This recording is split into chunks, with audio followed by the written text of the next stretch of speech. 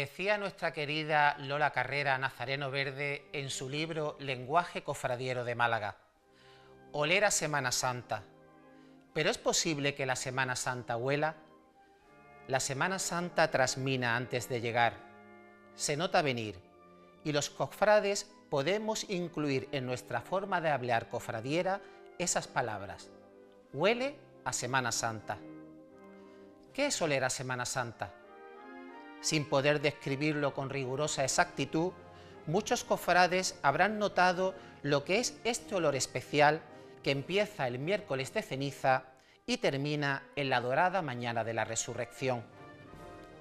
Oler a Semana Santa es algo que sientes de pronto en una tarde cualquiera de cualquier rincón malagueño. No sabes de dónde viene la fragancia, ni qué la produce, pero está en el ambiente. Tú la notas en la bocanada de aire tibio que sube por la puerta del muelle y se pierde calle Larios arriba. Oler a Semana Santa es esa atardecida malacitana cuando en la ciudad se van encendiendo las primeras luces de nuestras farolas al compás de las primeras estrellas. Oler a Semana Santa es aspirar los primeros azahares de la plaza, nuestra plaza de ayer, de ahora y de siempre, que han estallado de golpe en la recién nacida primavera. Oler a Semana Santa es esperar impaciente en los kioscos de flores de nuestra Alameda. Oler a Semana Santa es la puerta entreabierta de una iglesia o convento que sabe a incienso, a cera derretida, a cultos cuaresmales y a los rojos baldaquinos de las capillas cofradieras. ¿Qué es oler a Semana Santa? Es el compendio de muchas cosas, es la inquietud de los días que van a llegar.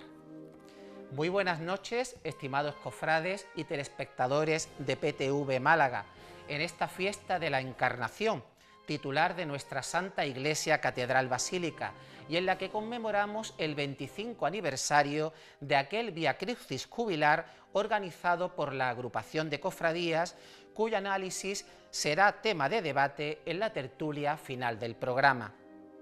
Vivimos tiempos de vísperas, donde ya podemos contemplar a las primeras imágenes marianas presidiendo sus tronos procesionales, como es el caso de la Virgen del Carmen Doloroso, en estas instantáneas de Luis Manuel Gómez Pozo. Vemos a la Virgen del Carmen Doloroso de la barriada de Pedregalejo, ataviada con exquisito gusto por Francisco Navarro, y estrenando palio para la procesión penitencial del próximo sábado. La salida de esta hermandad tendrá lugar desde la parroquia del Corpus Christi a las 19 horas de la tarde. También ha llamado poderosamente la atención la presentación de la Virgen de la Soledad de Mena para su tradicional triduo cuaresmal montado en el presbiterio de la parroquia de Santo Domingo. La Dolorosa ha recuperado una estética añeja que hacía décadas que no contemplábamos en estas jornadas inmersas en el ecuador del tiempo cuaresmal. Vemos aquí el magnífico altar que ha montado la congregación, presidido por la Virgen de la Soledad y con una cruz con un sudario detrás de la imagen. También destacamos el estreno del nuevo manto bordado de la Virgen del Socorro de la Archicofradía de la Sangre, obra del taller de Juan Rosén, y que portará la Dolorosa el próximo miércoles santo. De los carteles presentados destacamos el de la Cofradía de la Humillación, ejecutado por José Carlos Torres, en su habitual visión apegada a los postulados chicanescos. El de la Semana Santa de Almojía, de Pablo Cortés del Pueblo. Y el fotográfico de la Asociación Cultural Cofrades Malagueños, de Laura de las Peñas.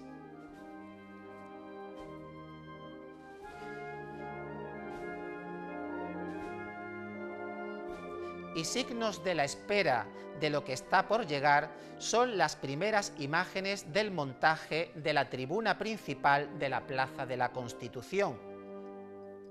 Como ya vemos, se está ya montando la tribuna, que este año, como nota característica, se ha reducido tanto en anchura como en altura.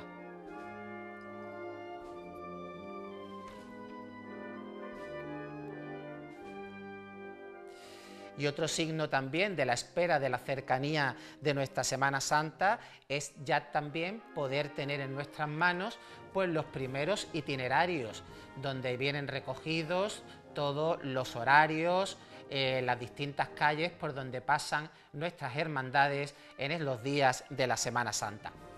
Y ya sin más dilación le ofrecemos la primera parte de la muestra sobre el pintor Eugenio Chicano, que tiene lugar en el Museo de la Semana Santa, de la mano de nuestro historiador del arte, el profesor Antonio Rafael Fernández Paradas.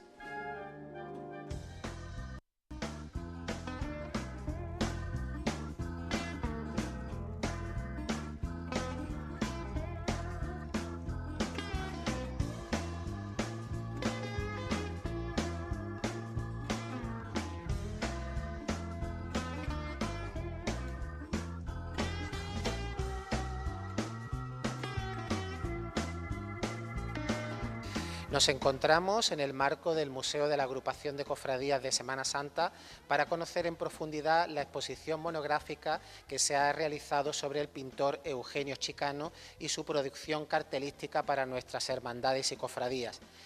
Nuevamente, de la mano de nuestro historiador de cabecera, el profesor Antonio Rafael Fernández Paradas, le vamos a mostrar detenidamente y pormenorizadamente todos los detalles de esta exposición. Buenas noches, Antonio. Muy buenas noches, compañeros. Feliz Cuaresma. Desde la actualidad cofrade totalmente. Nos encontramos en la sede de la agrupación de cofradías, donde venimos, Sentir Cofrade, tu programa, Alejandro, a hablarle a todos nuestros telespectadores de la figura de Eugenio Chicano.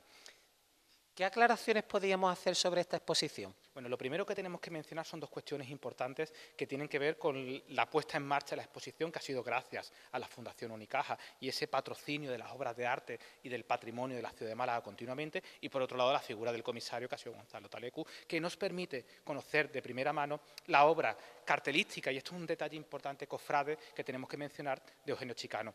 En esta exposición podemos encontrar aproximadamente unas 50 obras, pero son todos carteles cofrades. No es una exposición dedicada a la temática religiosa del pintor.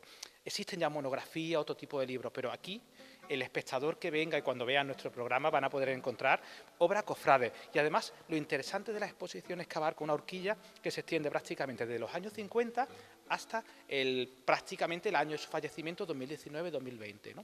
Tenemos que destacar también de esta exposición dos cuestiones. Una de ellas, la propia arquitectura del Palacio de la Agrupación de Cofradías, este precioso edificio que también le sienta al patrimonio. Y también tenemos que destacar la cuestión del propio montaje. Es un montaje donde las obras de arte dialogan muy bien con la propia arquitectura del espacio, con lo cual hay cierta modernidad en el propio espacio. ¿Qué datos biográficos nos podía dar sobre la figura de Eugenio Chicano? Bueno, lo primero que tenemos que mencionar son las fechas de nacimiento y de función del pintor, porque esas ideas nos van a permitir seguir toda la trayectoria de la obra, ¿no? Eugenio Chicano nace en 1935 y muere en el año 2019, y no deja de pintar en todo este proceso, ¿no?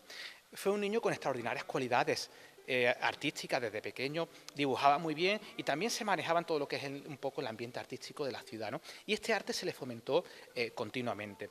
Es una persona muy bien formada, que entró en varias escuelas, en varias academias de pintura, de dibujo, etcétera, pero sobre todo hay que destacar varias cuestiones que yo creo que son mucho más importantes. La primera es su inquietud por viajar. Es decir, y esto será importante el leitmotiv en esta exposición, porque desde lo internacional él no dejará de contarse a sí mismo y no dejar de contar lo local. Y en este local tendrán importancia las tradiciones, la Semana Santa, el carnaval, los toros, los verdiales. Es decir, estamos hablando de un Eugenio Chicano que en su grandeza internacional es capaz de asumir todos esos preceptos de la modernidad. Hablaremos posteriormente de la plenitud del lienzo, de los colores, del cromatismo, etcétera, pero siempre sin olvidar sus raíces cofrades. El dato interesante, que no dejó de pintar carteles cofrades desde los años 50 hasta 2019, es bastante significativo porque le ha acompañado a lo largo de toda su obra. Es más, no se puede entender la historia de la Semana Santa ni la historia de la cartelería en Andalucía y en Málaga sin la obra de Eugenio Chicano. Tenemos que entender también que fue un pintor muy involucrado con los movimientos sociales de la época. Estuvo en Francia en el Mayo francés del 68, justo en la misma época. Ha vivido en Italia, ha estado en Estados Unidos, se ha rodeado siempre de grandes artistas. Era un admirador neto de la obra de Picasso. Esas son cuestiones que marcan, de hecho funda, con otros malagueños, funda el grupo Picasso, ¿no? Todas esas cuestiones nos hablan de la personalidad artística de un genio que ha sido capaz de trascender y hacer que Málaga trascienda a su propia historia.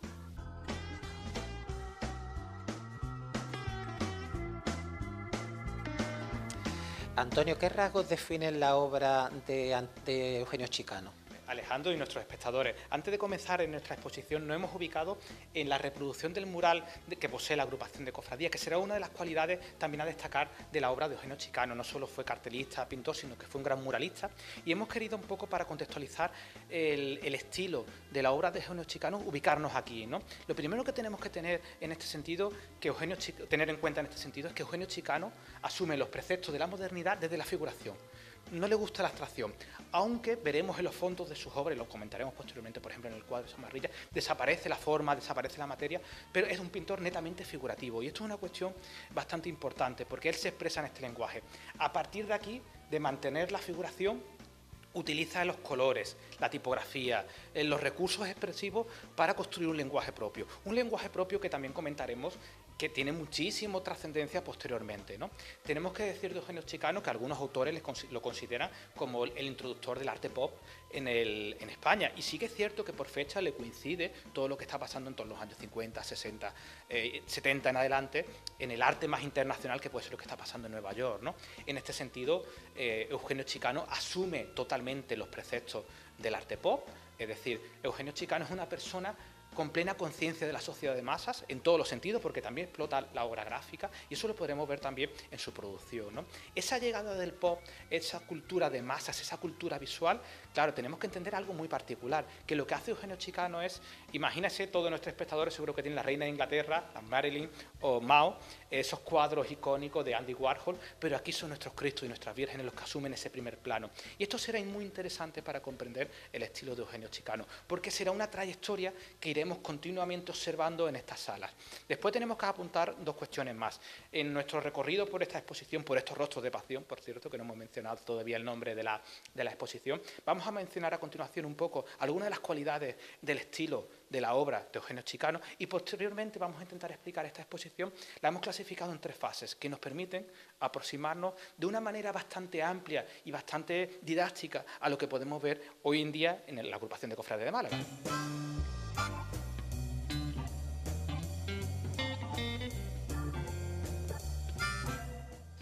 Pasamos a analizar esta primera fase en la trayectoria cartelística cofrade de Eugenio Chicano. Como hemos comentado anteriormente a Alejandro y a todos nuestros telespectadores, por una cuestión netamente didáctica se hace necesario de construir esta exposición para aproximarnos de una manera integral. Es decir, la exposición es compleja en el sentido por el número de obras que tiene y requiere que podamos desglosarla de manera didáctica, ¿no? Y ciertamente podemos hacerlo, ¿no? Nos encontramos en la que es la primera sala de la exposición, y aquí nos da pie a contarle muchas cosas, porque estamos hablando de un Eugenio Chicano prácticamente con 20 y pocos años, 20, 21 años. Claro, y aquí hay que entender muchas cosas, ¿no? Las obras que están en este caso a nuestras espaldas nos permiten comprender una realidad muy interesante para aproximarnos al pintor. Sí que es cierto que también nos permiten tomar en cuenta que lo que será la base del estilo de Eugenio Chicano, aquí la vemos ya perfectamente definida. Se irán depurando, se irán trabajando con todas las cuestiones técnicas que hemos mencionado anteriormente, pero sí que es cierto que aquí podemos encontrar ya cosas que nos hablan de un Eugenio Chicano, si no plenamente configurado, sí que con la cabeza en lo que tiene que estar, ¿no? Son las 4 obras que tenemos a nuestras espaldas, son obras que proceden de Belén Málaga, son cartelería que se hizo para la ciudad de Belén Málaga en los años 50, con un jovencísimo Eugenio Chicano. Y este dato es importante, con esos 20 y pocos años, 20, 21 años, Eugenio Chicano, que era malagueño de nacimiento, pero su familia, sus tías, vivían en Belén Málaga. Y se menciona en las publicaciones habitualmente como normalmente los domingos su padre lo llevaba a Belén Málaga a ver a la familia. Claro, tenemos que entender esa relación, el impacto que tuvo que tener para cualquier persona visitar en aquella época, ¿no? Donde no había la televisión, donde no había otro tipo de cuestiones, pues estar con los primos, estar con la familia, ¿no? Esa relación la tenemos que hacer, por ejemplo, con el joven Picasso. En las primeras obras de Picasso encontramos, por ejemplo, la Plaza de la Merced, encontramos la Iglesia de la Merced, incluso imágenes de Semana Santa, ¿pero por qué? Porque convivía con ella, ¿no? Claro, aquí nos pasa algo parecido, ¿no? En lo que estamos viendo en los carteles que nos acompañan en esta primera parte, vemos ese primer Eugenio Chicano, por lo menos aplicado a la cartelería cofrade, plenamente definido, pero con estas particularidades. ¿Cuál es la primera cuestión que tenemos que tener en cuenta? El uso del color de nuevo, pero claro, es un color abundante, necesita muchos colores. Es decir, en estas obras, Eugenio Chicano, a la hora de componer sus temáticas, sus cuadros, sus carteles, vemos que hay un uso acusado de color y de mucho color. Hay cierta degradación del color para conseguir los tonos, pero son carteles también, Alejandro, que necesitan contar muchas cosas. Es un autor que en este momento, esto le suele pasar a todos, ¿no? Que en sus primeras épocas suelen reafirmarse, bueno, algunos las tardías también, ¿no? Necesitan reafirmarse y llenan los cuadros de elementos, y aquí esto lo vemos plenamente en las 4 obras. Toda esta multiplicidad de elementos que podemos ver actualmente en la cartelería de Eugenio Chicano en los años 50 irán desapareciendo, hasta llegar posteriormente al icónico rostro de la Virgen en el primer plano, ¿no? Pero aquí, en plena época, que ojo, que estamos en los años del pop americano, 50, 60 aproximadamente, un poquito más tardío, irá llegando. Pero claro, Eugenio Chicano aquí también nos está contando una cosa. La agrupación de Cofradía de Málaga empieza a funcionar a principios de los 30, un poquito antes, ¿no? Y lo que vemos aquí es que Eugenio Chicano conoce también perfectamente la tradición cartelística de la propia ciudad de Málaga, que él recoge perfectamente y que asume. Es decir, sí que es cierto que podemos encontrar algunos elementos quizás diferentes, pero en esencia vemos lo mismo. Hay una cuestión que es bastante interesante que no vemos habitualmente en la obra de Eugenio Chicano, que es la gitana. Es decir, o la gitana o la mantilla o esos personajes populares que podemos encontrar llenando la cartelería de la Semana Santa. Bueno, de Málaga de otros muchos sitios, pero en Málaga prácticamente los podemos encontrar hasta el siglo XXI. Será un leitmotiv continuo. Eso no aparece nunca en la obra de Eugenio Chicano. No lo necesita. Él, aunque parte de esa cultura popular, de la familia, del entorno familiar, de lo que le supuso ver las procesiones de Belén Málaga, es decir, es capaz de extraerse y superar el relato romántico del siglo XIX de la gitanilla o de la mantilla. Y eso era uno de los rasgos de modernidad importantes que vamos a mencionar en esta exposición y la propia figura de Eugenio Chicano. Tenemos que mencionar también que estos carteles están conviviendo en el espacio y en el tiempo ya con la producción más avanzada de Eugenio Chicano. Es decir, en estos momentos está exponiendo en prácticamente las principales galerías del país, de Málaga, y está ya haciendo cosas para fuera de España también. Con lo cual, siempre, desde los años 50 hasta 2019, de nuevo, la cartelería cofrade y su predisposición para su tierra, sus tradiciones, serán una continua. Y este es un buen inicio porque posteriormente le vamos a empezar, que las cosas empiezan a cambiar. Es decir, Eugenio Chicano evoluciona en su propio arte y todas estas cuestiones de color, cromatismo, necesidad de multiplicidad de recursos, se van a ir diluyendo poco a poco en la siguiente fase de nuestra exposición.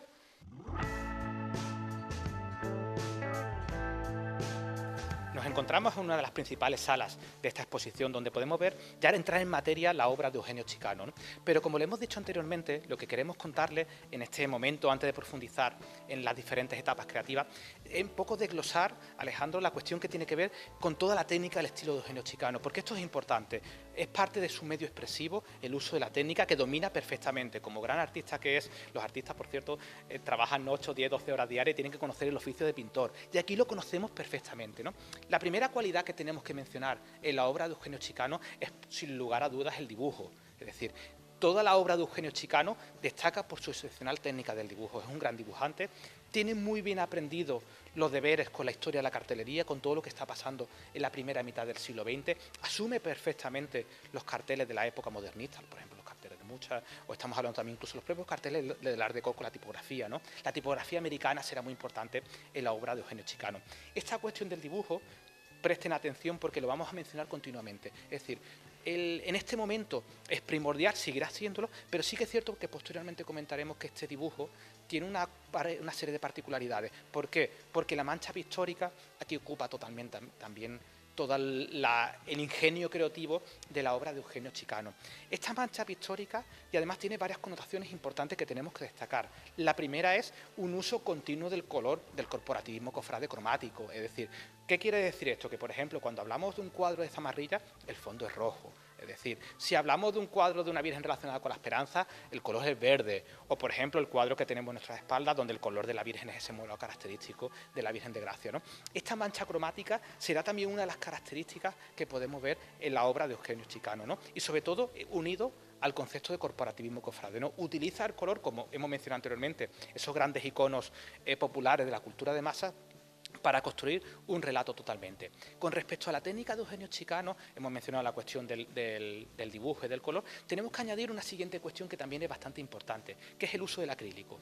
Es un dato que a priori puede parecer que es secundario, pero tiene su importancia. Si recordamos, hacemos un poco de historia, a finales del siglo XV, aproximadamente, aunque ya existía, los hermanos Van Eyck empiezan a utilizar el óleo porque tiene el aceite, y eso que le da mayor profundidad a la obra, mayor brillo. Claro, en la modernidad toman conciencia que si que queremos contar un retrato diferente, el color también tiene que ser mucho más puro. Y eso lo podemos ver en toda la exposición que le estamos contando en el día de hoy, es el uso del acrílico. Es un acrílico que permite una mancha plana totalmente, que recuerda esos colores del temple, o el color hecho a base de huevo, en el que el color no se difumina, es decir, aquí no hay degradación del color, y eso lo hace el temple. Es decir, cuando vemos obras, lo que estamos viendo son superposiciones de colores, pero nunca hay color mezclado en paleta que se degrade. Es decir, cuando vemos un morado, es un morado completo, si vemos un blanco, es un blanco. Y esto es una idea importante que tenemos que tener en cuenta, ¿no? Son obras que no brillan, parece una tontería, pero siempre se busca la pulcritud del color desde el punto de vista de la planitud, ¿no? Y tenemos que tener también esta cuestión técnica, yo creo que dos cuestiones que son bastante importantes y las vamos a mencionar posteriormente luego, ¿no? ¿Qué aparecen en los cuadros de Eugenio Chicano, ¿no? Con carácter general, y lo comentaremos posteriormente, veremos una primera fase donde hay mucho más elementos simbólicos. Después veremos una segunda fase donde la obra empieza a tener quizás un busto mucho más largo y en algunos casos prácticamente de cuerpo entero, hasta llegar a la plenitud del rostro, los rostros de la pasión, que es el nombre de esta propia exposición, ¿no? En todo este leitmotiv de la exposición que nosotros le estamos contando, hay dos cuestiones también que son bastante importantes, que se resumen en el qué pasa en los fondos de los cuadros, ¿no? Claro, Eugenio Chicano, salvo en una primera fase donde necesita contar más cosas en sus cuadros, vemos que sí que hay cierto gusto por el paisaje de fondo, pero eso se diluirá totalmente posteriormente. De hecho, en esta exposición prácticamente solo lo vamos a poder ver en las obras de los años 50, pero después, posteriormente, en los años 90, a principios de los 2000, encontramos algo muy hilado, y en este caso de la nuestra podemos ver el cuadro del Coronado de Espinas, que se esboza la Alcazaba de fondo. Pero claro, sí que es cierto que hay un paisaje y probablemente a partir de este momento será el único que podemos encontrar en toda la exposición, pero esa Alcazaba está construida a base de manchas pictóricas que se sobrepone, con lo cual enlaza con lo que le hemos estado comentando anteriormente, ¿no? No es una obra que se recree en el paisaje, en este caso es un paisaje que permite construir el relato del Coronado de Espinas, que además por donde está ubicado, por la Casa Hermandad, etcétera, ¿no? No nos encontramos ante un pintor que necesite multitud de recursos para llenar los fondos de los cuadros. Aquí los cuadros son rotundos, son plenos. ¿Por qué? Porque lo que le interesa es contar algo específico, y eso específico él lo cuenta con sus vivencias, y sus vivencias son los rostros de nuestros Cristos, de nuestras vírgenes, o con la importancia que pudo tener la Virgen de Zamarrilla. Un apunte más antes de terminar esta parte que le estamos comentando, es cómo lo popular o cómo lo tradicional, o cómo, mejor dicho, más que lo popular, el ambiente familiar, cotidiano, se ve en esta exposición también, ¿no? Eugenio Chicano, una de sus múltiples facetas y quizás de su grande grandeza es mezclar lo internacional con lo social, y lo social es el barrio de la Victoria, es donde se tomaba el café, era con las personas con las que se relacionaba, ¿no? En esta exposición podemos encontrar, por ejemplo, dos obras muy interesantes, que son los cuadros de los gitanos, de la cofradía de los gitanos, del Cristo y la Virgen, que se utilizan para cuando se realiza la bendición de la Casa Hermandad de la cofradía, ¿no? Eugenio Chicano, ¿qué hace aquí, no? Nos cuenta su repertorio ornamental totalmente, el corporativismo cofrade, en el sentido con el morado y el rojo, que lo podemos ver perfectamente, ahora después le pondremos el plano a continuación, pero hace un guiño, como no, con el encaje. Es decir, de repente coge unas puntillas que la podemos encontrar en el cuerpo procesional de la cofradía de los gitanos, que esas puntillas además reflejan la historia de nuestras madres, de nuestras abuelas, que hacían crochet, hacían encaje en nuestras casas, ¿no? Eugenio Chicano asume todo eso desde Verona, desde Venecia, desde Nueva York, desde París, desde Madrid, y todo eso podemos encontrarlo en el acervo técnico de la obra de Eugenio Chicano.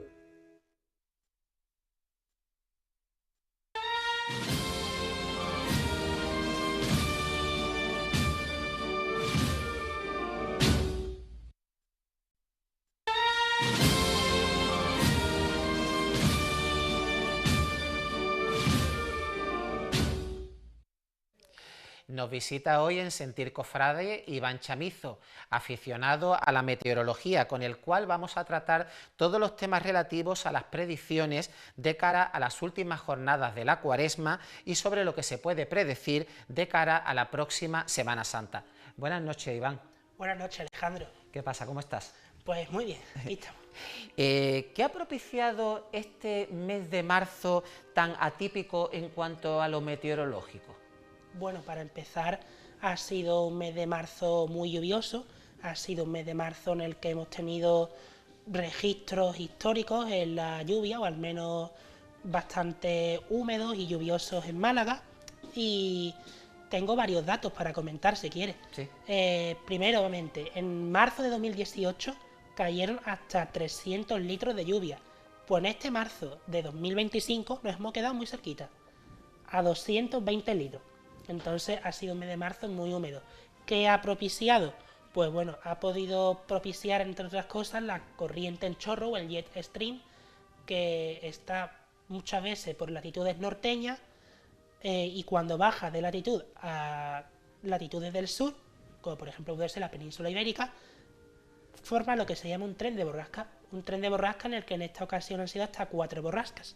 Y por tanto, eso y también un calentamiento súbito estratosférico, que eso lo que proporciona es varios fenómenos. En la troposfera se va calentando la troposfera y entonces en la atmósfera suceden cambios, como por ejemplo ha pasado este mes de marzo.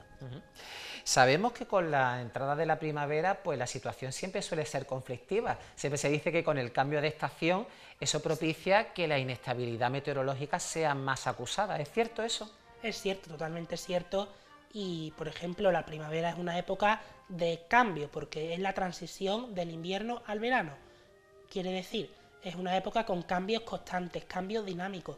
Por tanto, te puede cambiar la predicción meteorológica casi al minuto o a los 10 minutos, o tú vas mirando, por ejemplo, los modelos meteorológicos, que tenemos un modelo europeo, el modelo americano, esos modelos, cuando tú los miras, a los 15 minutos o 30 minutos o a las 2 horas que se actualice, esa predicción cambia.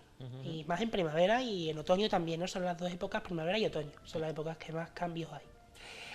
Con los actuales modelos, Iván, ¿qué tiempo nos espera para los próximos días? Para este, por ejemplo, para este fin de semana, que sabemos que hay muchas procesiones en nuestra ciudad, ¿vamos a poder respirar un poquito? Pues sí, vamos a poder respirar. De hecho, a partir de mañana miércoles llega el anticiclón a toda la península ibérica y a Málaga también. Por lo menos hasta el domingo podemos tener anticiclón, cielos despejados, cielos soleados y ascenso de temperaturas, con lo cual va a estar muy bien para cualquier procesión que se celebre. ¿Y se puede tener ya algún pronóstico de cara a la Semana Santa o eso todavía no es fiable? Eso todavía es bastante pronto. Por ejemplo, además, faltan casi 3 semanas para Semana Santa. Es decir, falta mucho. Pero sí que podemos ir viendo ciertas tendencias, pero eso en los próximos días habría que detallarlo más, porque aún queda. ¿Para cuándo se puede decir que puede haber un pronóstico fiable? ¿Con cuántos días de antelación?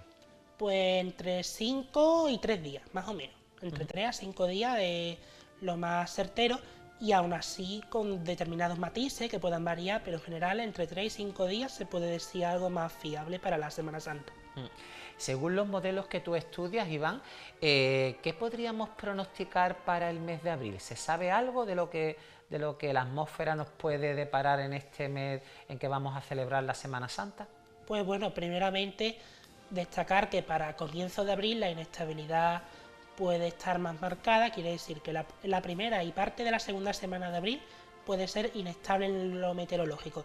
No sabemos qué tipo de precipitaciones puedan ser, si son danas, si son borrascas, pero sí que es cierto que la primera y parte de la segunda semana de abril puede ser húmeda en cuanto a precipitaciones, aunque aún queda algunos matices por detallar todavía. Las lluvias que se producen en Semana Santa siempre se suelen caracterizar por no ser lluvias muy largas en duración. Siempre suelen ser chubascos tormentosos, chubascos dispersos, pero también muchas veces poco previsibles, ¿no? Porque muchas veces a lo mejor se da un pronóstico y dice, puede llover a las 5, pero a lo mejor esa lluvia se puede adelantar o se puede atrasar. ¿Eso es normal que se produzca en esta época? Es totalmente normal. De hecho, la primavera como hemos comentado antes, es una época de cambios, ¿no? Por tanto, muchas veces el mes de abril en Málaga lo que tiene es cielo despejado, sol por la mañana, pero luego a mediodía y por la tarde se forman los típicos cumulonimbus, ¿no? Que son las nubes de tormenta, y entonces pues se dan chubascos tormentosos por la tarde que propician muchas veces, a lo mejor a las 4 te cae una tormenta en el centro, pasa la cofradía del cautivo y de golpe, y muchas veces es lo que pasa. ¿Piensas que con los actuales adelantos en las previsiones meteorológicas las cofradías se han vuelto como un poco conservadoras, ¿no?, a la hora de efectuar sus salidas penitenciales? Porque antes lo que se solía hacer hace unos años era llamar al aeropuerto y el aeropuerto te decía, pues sí, viene un frente por Huelva o lo que sea, pero ahora con todos los modelos que tú dices, el modelo americano, el modelo europeo, es verdad que las hermandades pues tienen como, están como más temerosas, ¿no?, a la hora de efectuar su salida procesional. ¿Es bueno que las hermandades se informen bien a la hora de efectuar su procesión? Es totalmente bueno y positivo que las hermandades quieran informarse bien, los modelos meteorológicos, los aficionados como nosotros, que entendemos sobre este tema.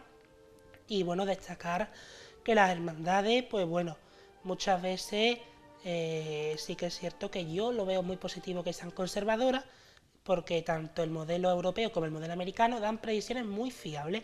Y, por ejemplo, en mi caso, yo estoy las 24 horas del día en Semana Santa y damos predicciones bastante certeras que pueden servirle y ayuda útil a las hermandades, cofradías, etcétera. Estamos viendo en nuestras pantallas imágenes del Domingo de Ramos de 2024, ¿no? Es un día que fue muy inestable en lo meteorológico, que afectó, aquí como estamos viendo, a la Cofradía del Prendimiento. Totalmente. Y a la Cofradía del Huerto. ¿Que se sabía que iba a ser un día inestable desde el principio de la jornada? Se sabía. Esa situación vino marcada por una dana en el Golfo de Cádiz. Por tanto, existía un riesgo elevado de chubascos tormentosos en toda la provincia de Málaga y, por tanto, bueno, era una situación bastante compleja, ¿no?, de chubascos, de tormenta, en especial en esa tarde se preveía, y estuvimos ahí siguiéndolo minuto a minuto, si las tormentas se iban más, si a Sevilla, si a Huelva, si a Cádiz, y al final a Málaga les barrió bastante esa línea de tormenta y bueno, le acabó afectando a estas dos hermandades. ¿Es cierto, Iván, de que por la peculiar orografía de nuestra provincia hace que los frentes como que les cueste más trabajo llegar a nuestra ciudad por toda la cadena montañosa que rodea a la capital? ¿Es cierto? Es totalmente cierto. Muchas veces el efecto FOEN también, cuando los vientos entran de noroeste, de terral, la humedad baja un montón. Es decir, los frentes se reactivan con la humedad. Si la humedad baja, los frentes no pueden entrar suficientes. Sin embargo, en este mes de marzo los frentes que entraban con las borrascas eran muy húmedos y sí hemos tenido ese aporte de precipitaciones bastante intensas en toda la provincia de Málaga. Me imagino que serás conocedor del refrán de en abril aguas mil, ¿no? Totalmente. Pero ¿qué mes suele ser más lluvioso? ¿Abril o marzo? El mes más lluvioso suele ser marzo. De hecho, las medias de precipitación en Málaga del mes de marzo es de 52 litros y en abril es de 44 litros. Por tanto, ese refrán de abril agua mil como que no es tan cierto, ¿no? Suele ser mayormente marzo. ¿Pero con mucha diferencia entre un mes y otro? Bueno, marzo destaca un poquito más, abril un poquito menos, pero tampoco es que haya mucha diferencia. Pero sí que es verdad que marzo suele tender siempre un poquito a ser un mes más húmedo. También muchas veces se comenta de que con el cambio de luna, ¿no?, que eso también puede afectar un poco a lo que es la meteorología. Eso es totalmente falso. Bueno, hay muchas personas que piensan eso, pero no, la meteorología no tiene nada que ver con los cambios de luna. Eso es más la atmósfera, el comportamiento de la atmósfera. Has comentado anteriormente que tú en Semana Santa haces un seguimiento de todas las jornadas, ¿no? ¿Y en qué te basas para hacer esos planes? ¿Sueles ver todos los modelos? Sí, suelo ver todos los modelos. Bueno, siempre yo veo los más principales, el europeo, el americano, pero luego hay otro tipo de modelos, ¿no?, como incluso el Reino Unido, el canadiense. Bueno, hay infinidad de modelos, pero el europeo y el americano son los más fiables. El preferido es el europeo, pero me baso en ellos principalmente y también en otro, por ejemplo, el modelo Harmonie, cuando si, por ejemplo, hay chubascos tormentosos, no son modelos de mesoescala, es decir, modelos más resolutivos que te dan una predicción más exacta. Hemos hablado de lo que es la cuestión meteorológica en cuanto a la lluvia. ¿Se sabe también en estos primeros días del mes de marzo qué temperaturas puede haber? Pues bueno, para empezar, esta última semana de marzo vamos a tener temperaturas elevadas para la fecha y en abril las temperaturas podrían estar un poquito más cálidas de lo normal, pero bueno, eso habrá que ir viéndolo, pero sí que puede ser más cálida de lo normal las temperaturas. ¿Que haga más calor puede interferir más a la hora de que puedan venir frentes o...? Sí, bueno, el calor, los frentes no, pero las tormentas, si por ejemplo hay entra una dana o entra aire frío en alturas, en capas media y alta de la atmósfera, el calor lo que propicia es esa reactivación, ¿no?, de esas nubes, de esos cumulonimbos, ¿no?, que se le llaman las nubes de tormenta, y con las altas temperaturas solemos tener tormentas más fuertes y fenómenos incluso más extremos, el calor es lo que propicia. Hemos hablado del tiempo que vamos a tener en este fin de semana, pero para la primera semana de abril, que también en nuestra ciudad es muy importante por el tema de los traslados del Domingo de Pasión, ¿se sabe más o menos también en esa fecha qué tiempo puede haber? Bueno, mayormente las primeras tendencias meteorológicas para esa fecha. Y es cierto que al menos la primera semana de abril y parte de la segunda semana de abril puede ser bastante inestable, ¿no? Abril puede comenzar con inestabilidad y eso puede dar lugar a precipitaciones, aunque aún es pronto para ir confirmándolo, pero el mes de abril, al menos en sus principios, se presenta con bastante inestabilidad en toda la península ibérica. Una hermandad que se enfrente a la hora de su procesión, ¿con qué tanto por ciento de pronóstico crees tú que no debe de salir a la calle? Yo pienso que a partir de un 60% en adelante no debería de salir a la calle. Muchas veces, por ejemplo, ellos te hablan de probabilidad, pero la probabilidad se divide en baja, media y alta. Media es a partir de un 50%, pues ya a partir de un 60%, que ya se divide ya en alta, pues ya a partir de ese pronóstico las hermandades, bueno, deberían de tener un poquito, ¿no?, considerar a ver qué es lo que se puede hacer. Es decir, que a partir de un 60% ya se puede dar por hecho de que va a llover, ¿no? O que es más probable, ¿no? Es probabilidad alta de que pueda haber lluvias. Y eso cómo se llega a ese grado a la hora de establecer esa probabilidad. Pues por ejemplo, cuando nosotros vemos los modelos meteorológicos con la entrada de un frente, es decir, si son varios modelos meteorológicos y te insiste un día y otro día y otro día y te ponen el mismo pronóstico, la probabilidad aumenta. No es lo mismo que a lo mejor un día en una salida, porque claro, los modelos el europeo actualiza 2 veces al día y el americano 4 veces. Si el europeo te marca, por ejemplo, ponte que te marca una salida lluvia y en otra salida no, pues la probabilidad no la consideran tan alta. Pero si, por ejemplo, te marca en una salida, en otra precipitaciones, pues sin duda alguna cabe que hay probabilidad alta de precipitación. ¿Te gustaría informar también a los cofrades de algún rasgo así importante que tendrían que saber con respecto a este tiempo que nos puede esperar en la Semana Santa y en los últimos días de la Cuaresma? Bueno, pues en principio, ya os digo, habría que estar muy pendiente a las actualizaciones meteorológicas. También yo recomiendo seguir a cuentas como nosotros y bueno, esperemos que vamos a ver si tenemos para la primera y segunda semana de abril esa inestabilidad, ahí habría que estar muy pendiente y luego a ver en Semana Santa, vamos a ver si hubiese buen tiempo, ojalá que sí. Si alguna hermandad se quisiese poner en contacto contigo a la hora de poder consultarte todo lo relativo a los partes meteorológicos, ¿cómo podrían contactar contigo? ¿Tienes alguna página o estás en alguna red social donde se pudiera poner en contacto? Sí, sobre todo la principal red social en X, Meteo Málaga, Iván Chamizo. Ahí puede cualquier hermandad, cofradía que quiera escribirme por privado en X, puede hacerlo perfectamente y ya me pongo en contacto enseguida y bueno, ya nos ponemos en contacto. Pues encantado, Iván. Ya saben todos los cofrades que podemos contar con sus predicciones y esperemos que esta Semana Santa, que ya está tan cerca, pues por lo menos nos respete, aunque según has comentado dice que este mes de abril va a comenzar un poco inestable, ¿no? Sí, de hecho bastante inestabilidad al menos para los comienzos de abril, pero esperemos que la Semana Santa, como bien dice, ojalá que venga este año mejor. Pues muchísimas gracias. De nada. Encantado. Pasamos ahora a publicidad y volvemos en un instante.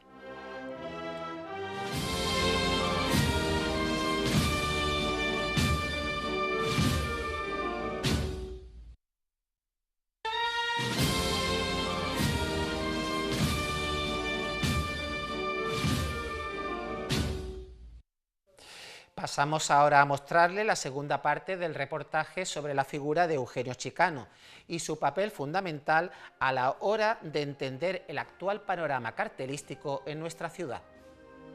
Antonio, comenzamos el análisis de la segunda fase de la trayectoria cartelística de Eugenio Chicano.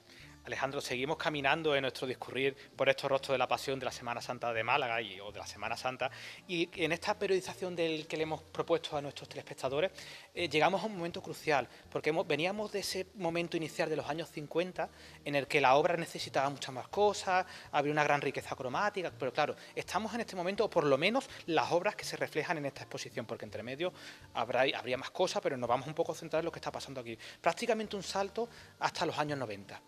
Una fecha de plenitud total en la obra de Eugenio Chicano, probablemente uno de los grandes periodos de esplendor, donde ya había viajado muchísimo, donde había asimilado muchas cosas y donde, claro, él ya no puede permitirse depurar su estilo y empezar a limpiar cosas, ¿no? Lo primero que tenemos que tener en cuenta en esta segunda fase es que sus obras son muchísimo más modernas.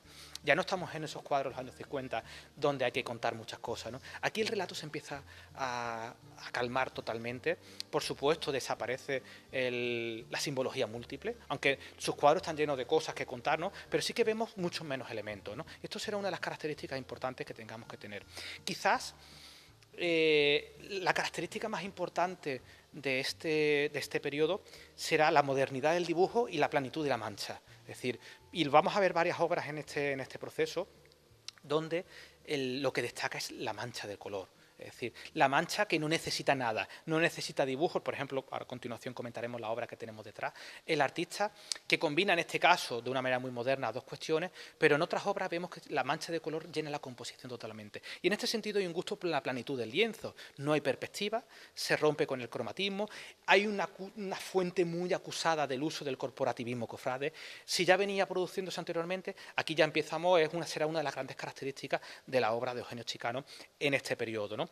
Vemos diversidad de técnicas, sin olvidar nunca que la base es el acrílico en este sentido, pero vemos en obras también, por ejemplo, la importancia que tiene el dibujo. El dibujo en dos cuestiones. Un dibujo que, como en la obra de Zamarrilla, es un dibujo que realmente permite distinguir la figura, pero sobre todo un dibujo que se va diluyendo los fondos. Prácticamente la mayoría de las obras que podemos comentar en estas salas o en esta primera parte de la exposición, nuestra segunda fase, son obras donde la mancha pictórica ocupa el lugar del dibujo. Y esto es importante porque en la última fase veremos que en cierta manera hay un retorno al orden, donde el artista necesita mucho más colores y necesita mucho más dibujos de nuevo, ¿no? Si nos centramos en la obra que tenemos a nuestra espalda, es una obra que debió de ser un escándalo totalmente para la época. Es decir, otras obras de su periodo tuvieron quizás la disputa social, cuando esta obra es moderna incluso para nosotros en el siglo XXI, ¿no? Pero claro, ojo, el recurso está muy bien planteado, porque él no hay nada que no sea reconocible. Es decir, nos gustará más o menos la mancha de color, esos garabatos imposibles para resolver el cuello, la cara o las manos, pero claro, la zamarrilla está ahí. Y quien ve el cuadro que tenemos detrás, lo que verá siempre y nunca dejará de ver y de tener presente es que Eugenio Chicano nunca abandona la forma. Entonces, claro, era un cuadro rompedor totalmente para el contexto, incluso para un cartel cofrade, incluso para la obra de él, pero es que él nunca pierde de forma el sentido de la forma. Es decir, ¿qué estamos representando? Que es la Virgen de Zamarrilla, que será uno de los grandes leitmotiv de su obra. Esta idea va a pervivir en el tiempo durante bastante tiempo, ¿no? Insistimos, pero la exposición nos permite trazar una evolución sobre el estilo, ¿no? En las siguientes obras que comentaremos podemos un poco profundizar en esta idea que les estamos contando.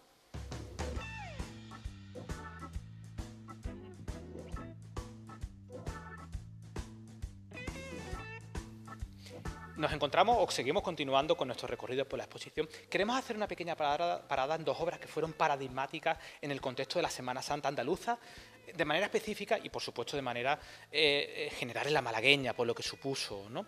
Estos cuadros tuvieron muchísima trascendencia en su contexto porque no estuvieron libres de polémica, por supuesto, ¿no?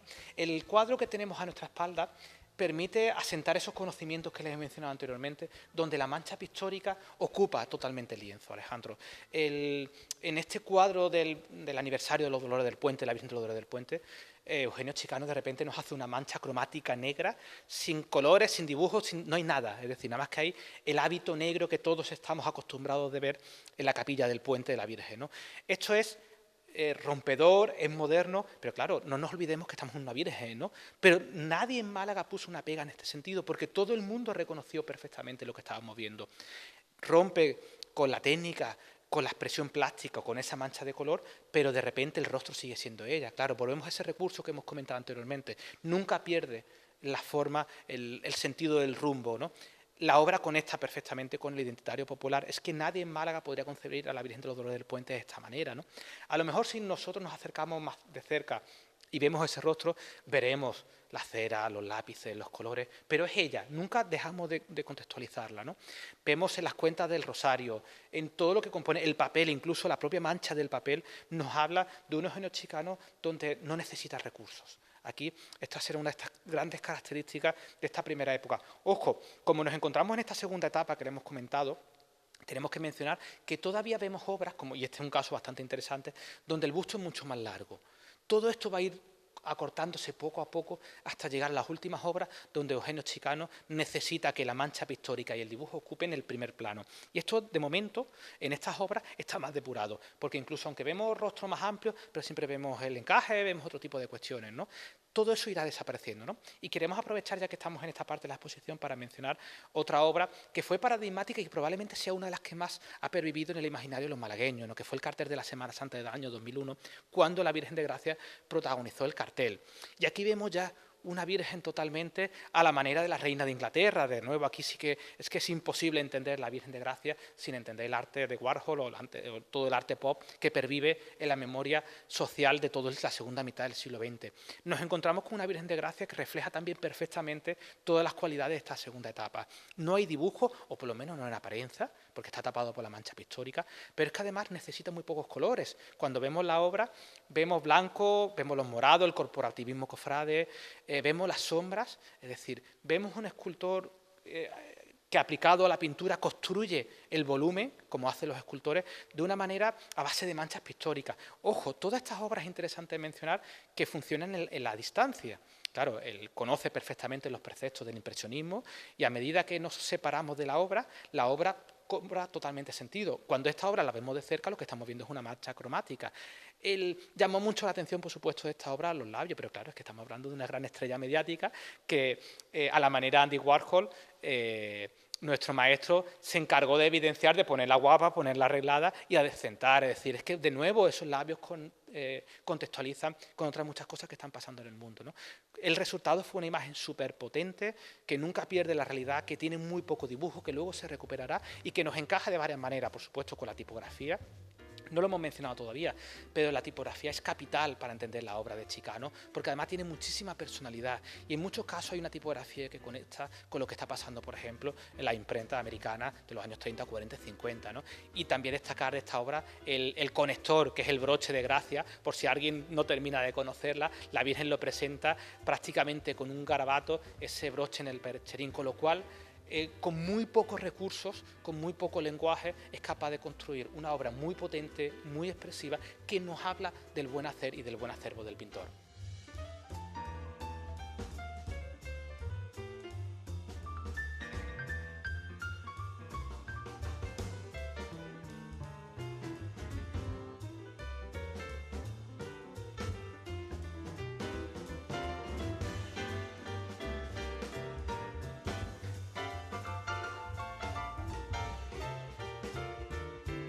Seguimos caminando, Alejandro, por nuestra exposición y para un poco ejemplificar las cuestiones que hemos comentado anteriormente en la segunda fase, vamos a mencionar dos cuestiones en dos cuadros que son bastante importantes, que nos permiten conocer en profundidad la obra de Eugenio Chicano. Esta exposición nos permite ver cosas muy de cerca. La mayoría de las obras, muchas de ellas no tienen marco, y eso también es interesante porque podemos observar de una manera muy simple la propia técnica del pintor, ¿no? El que tenemos a nuestras espaldas ejemplifica a la perfección cómo la mancha pictórica ocupa prácticamente todo, el dibujo está en la base, subyace, pero se pierde. Es decir, aquí lo que es importante es el color. Y es un color que, ojo, como lo hemos dicho anteriormente, si lo viésemos el cuadro totalmente de cerca, no veríamos nada. Es decir, necesitábamos caminar hacia atrás, alejarnos, ponerle distancia a la obra poética, a la obra pictórica, para ver cómo los colores se fusionan unos con otros. Y de repente el minimalismo exaltado de la Virgen de la Expiración lo vemos en la distancia. Es decir, y esto es muy interesante porque él está jugando con eso. Él sabe que estos cuadros se van a ver desde los escaparates, se van a ver desde los bares, se van a ver el paseante que pasa por la calle, no va a tener el cuadro original, ni la obra, ni siquiera el cartel, la reproducción, ¿no? Entonces tiene que utilizar recursos para que todo eso funcione. Me interesa de este cuadro una cuestión porque creo además que es una delicia, que resalta totalmente ese minimalismo del rostro de la Virgen de la Expiración. Es como Eugenio Chicano perfila la obra en amarillo. No se nota en la distancia, hay que estar muy, muy cerca de la obra para poder apreciarlo, pero cuando tomamos conciencia de que es así, de repente el rostro de la Virgen de la Expiración, de la Virgen de los Dolores Coronadas, se crece totalmente, ¿no? Y en este caminar por la exposición quiero también aprovechar y mencionarles la obra que nos acompaña a nuestra derecha, que es bastante interesante porque nos permite hablar de un Eugenio Chicano de nuevo ultramoderno, ¿no? Se trata del cuadro del Santo Traslado, de la Cofradía del Santo Traslado, donde podemos ver una obra que asume muchas cosas. Y ojo, asume cosas de las que él era partícipe y otras de las que no. Y en este caso, lo que nos he estado denotando es que él conocía perfectamente la España negra y conocía la obra de Gutiérrez Solana. Ese pintor que refleja las tradiciones castellanas en lo más duro, los entierros, las procesiones, pero además las procesiones las duras, las rancias, ¿no? Esas comitivas fúnebres, las mortajas, ¿no? Donde la obra de Gutiérrez de Solana es una obra que destaca por el perfil, es una obra con perfiles muy negros, muy marcados, en cierta manera oscura, aunque sin olvidar el color. Y esto lo podemos ver aquí, pero modernizado, claro. Eugenio Chicano es malagueño, aquí estamos llenos de luz, estamos llenos de vida. Nuestra Semana Santa no es ni siquiera la sevillana, es decir, es una Semana Santa abierta al mar, abierta a la cultura. Y aquí, claro, el color se convierte en una mancha expresiva total, mucho más limitada, pero de manera excepcional vemos como la obra está perfilada en negro. Y todos los volúmenes que hay en esta obra se construyen a base de manchas, de líneas negras que perfilan toda la obra. Es una obra rara porque además es una composición con 4 figuras, que es lo que estamos viendo prácticamente desde los años 50, que se abandona el relato múltiple y, por supuesto, no hay ningún caso en esta exposición que veamos la figuración múltiple. Prácticamente este es el único caso, ¿no? Pero aquí encontramos de repente que porque él podría haber proyectado el misterio del Santo Traslado solamente el Cristo o el rostro. Quizás no se sienta totalmente cómodo con los rostros de los Cristos para algunas cosas, o no especialmente con este. Pero claro, él entiende que no se puede entender, valga la redundancia, el Santo Traslado sin entender el misterio, además el misterio antiguo. Entonces lo resuelve, le da a la mitad del cuadro, es sábana, es blanco. Es decir, otro pintor cualquiera hubiera necesitado contar cosas en todo el lienzo. Este pintor es capaz en su modernidad, en su depuración de los lenguajes, a pesar de la importancia que tiene el perfilado en negro, la sábana blanca ocupa la mitad del cuadro. Ahí tenemos la mitad de un cuadro sin pintar entero, ¿no? Bueno, sí que está pintado porque está reflejando esa sábana, ¿no? Y vemos las 3 figuras con el dibujo tan exquisito donde los rostros se diluyen totalmente. Aquí no podemos denotar la mirada de cada una de las figuras. Están preocupadas, están trabajando, están en sus cuestiones. Pasa incluso desapercibido el rostro del Señor del Santo Traslado porque las 3 figuras tan potentemente recortadas en el fondo, preocupadas, ensimismadas en su mundo, hacen que el protagonista de la obra se vea eclipsado por un lado por el propio blanco, la propia tipografía de la parte inferior y la parte cromática de la parte superior. Es una obra que yo creo que deberíamos hacerle mucha más justicia, Alejandro.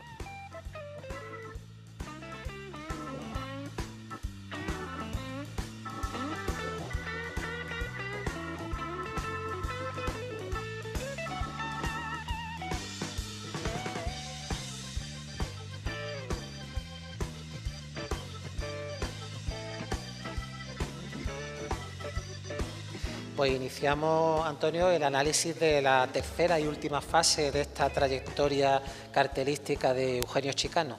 Alejandro, seguimos nuestro caminar, ¿no? Que estamos siendo los lazarillos de la Semana Santa de Málaga, del pueblo de Málaga, para comprender la exposición de Eugenio Chicano. Y en este trascender que hemos venido caminando, ese paseante, ¿no? El flaner, ¿no? Como viene del francés del siglo XIX, nos hemos ubicado en la última parte de la exposición, porque nos va a permitir apreciar con la mirada correctamente educada multitud de matices que están aquí presentes, que nos permiten hablar de una tercera fase, por lo menos dentro de esta exposición, ¿no?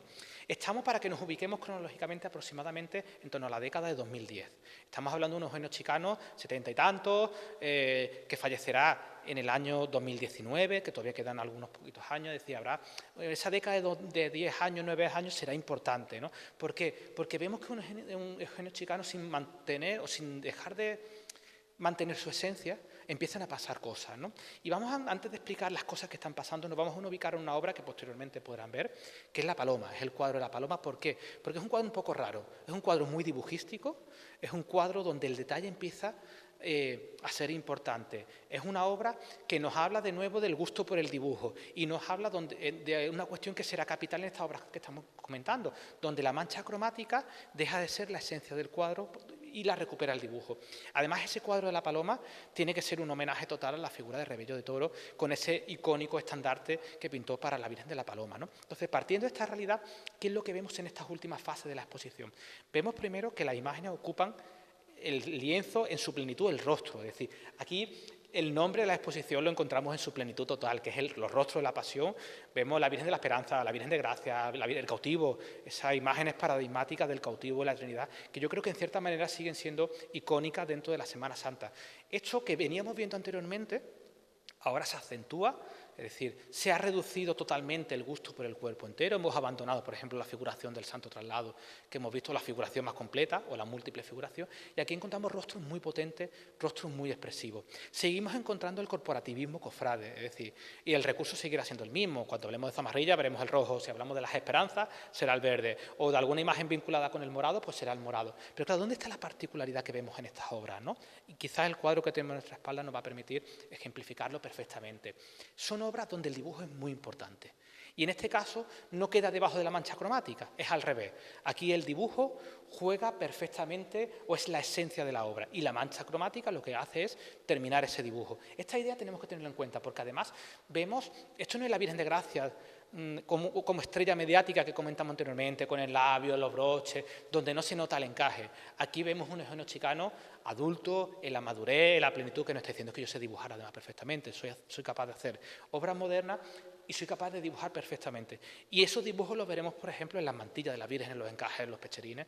Veremos que hay un gusto muy, muy acusado. Quizá una de las obras más paradigmáticas en este contexto sea el de la Virgen de la Esperanza, ¿no? Que posteriormente veremos que nuestros espectadores no la ven, pero la tenemos frente por frente, después se la mostraremos. Vemos una Virgen de la Esperanza donde la mantilla se llena de verdes, se llena de oro, se llena de marrones, y es ella en su plenitud, pero es ella muy bien dibujada, perfectamente perfilada, ¿no? Por supuesto, la tipografía potente de nuevo, ¿no? Y si nos centramos en el cuadro que tenemos a nuestras espaldas, claro, es que Eugenio Chicano de repente aquí en una de sus últimas obras está haciendo un alarde total técnico, está diciéndole al mundo, yo puedo ser el mejor dibujante del mundo, y de hecho lo es, o uno de los grandes dibujantes. En esta obra de la zamarrilla, claro, nosotros hemos comentado anteriormente la anterior de los 90, que era una obra totalmente rompedora, con esas manos pintadas con garabatos, con cera, sin olvidar nunca la forma, que era importante, que era el conector que nos ubicaba con el contexto, pero en esta zamarrilla que tenemos en nuestra espalda, lo que estamos viendo es la esencia dibujística, es capaz de contarnos todos los detalles, es decir, que Eugenio Chicano, a diferencia de otros muchos, es capaz de abstraerse de la forma, sin perder la esencia, pero en este cuadro también es capaz de contarnos, es decir, yo soy capaz de reflejar toda la forma de una obra totalmente moderna, ¿no?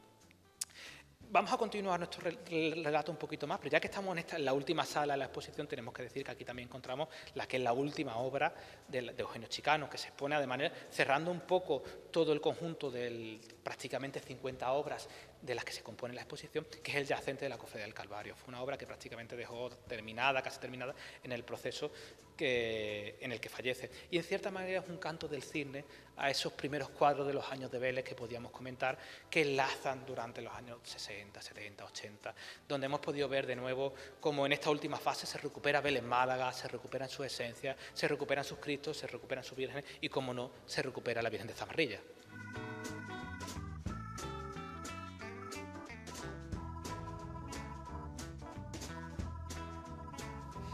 Y cerramos el epílogo de esta exposición con esta obra de Eugenio Chicano, que fue en su tiempo polémica al rechazarse como cartel de la Semana Santa de Málaga de 1987. ¿Qué podemos ya decir como epílogo de esta gran exposición dedicada al artista Eugenio Chicano. Alejandro, en este caminar que le hemos hecho a nuestros espectadores, a los malagueños, a los andaluces que nos quieran ver, nosotros hemos terminado por el principio, es decir, hemos hablado de ese retorno al orden pictórico en la obra de Eugenio Chicano y de repente para terminar hemos vuelto por el principio, es decir, esta es la primera obra que aparece en esta exposición, que además fue una obra, como he mencionado, bastante particular, que se la acusó de moderna, ¿no? que además que duro, ¿no? Acusar una obra de moderna, no dejaron publicar el cartel y posteriormente hubo un grupo de jóvenes que vieron que esta obra tenía que salir a la calle, ¿no? Esta obra nos habla de que la cartelería está viva, de que los cofrades son particulares, de que a los cofrades les gusta verse reflejados en la obra de arte, que esta obra realmente tampoco era tan moderna para el contexto. No nos olvidemos que estamos en los años 80, poco después hizo ese cuadro imposible de la zamarrilla con las manos de cera, ¿no? Pero fue un cuadro que al personal les puso nervioso, que era además un cuadro en el que todos se reconocían perfectamente. Pero por alguna razón que no somos capaces de entender bajo la mirada de 30 años después, algo hubo latente en el ambiente cultural que no entendió esta obra, ¿no? Tenemos que decir dos cosas, Alejandro, que Eugenio Chicano ha trascendido y que su obra trasciende. Y tenemos que decir también que muchísimos de nuestros cartelistas, de nuestros pintores, son herederos de todo esto que estamos viendo en esta exposición. Y quiero decirles también, señoras y señores, que estos cuadros de colores que pintó Eugenio Chicano para Málaga hicieron de la Semana Santa algo muchísimo más grande. Nosotros hemos sido vuestros lazarillos.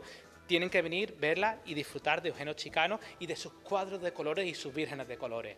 Muchísimas gracias.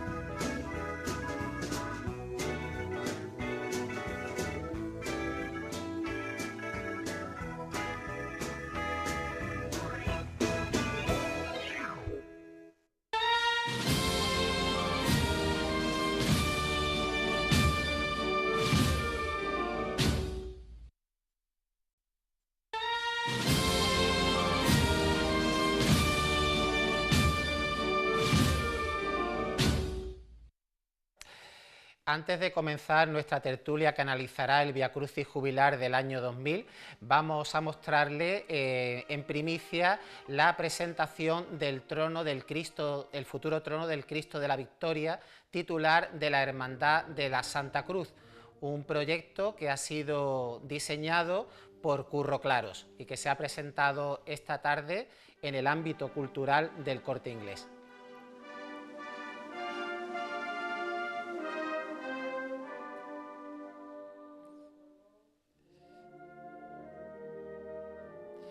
También queremos mostrar la solidaridad de nuestro programa y de todos los aquí presentes con la figura del sacerdote Salvador Gil, párroco de la Iglesia de la Amargura y director espiritual de esta corporación trinitaria, que ayer sufrió un salvaje contratiempo y le deseamos desde aquí su pronto restablecimiento.